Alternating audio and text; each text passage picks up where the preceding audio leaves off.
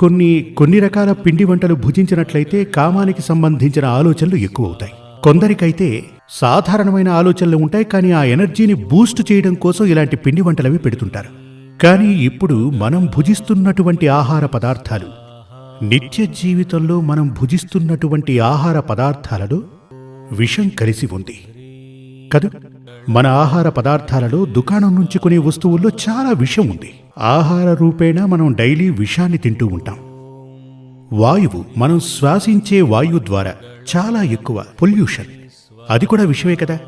తాగే నీరు, ఇటువంటి విషాలన్నీ శరీరంలోనికి వెళ్లటం చేత మనిషిలో ఆ పవర్, సెక్సువల్ పవర్ నెమ్మదిగా అలా తగ్గిపోతూ ఉంటుంది.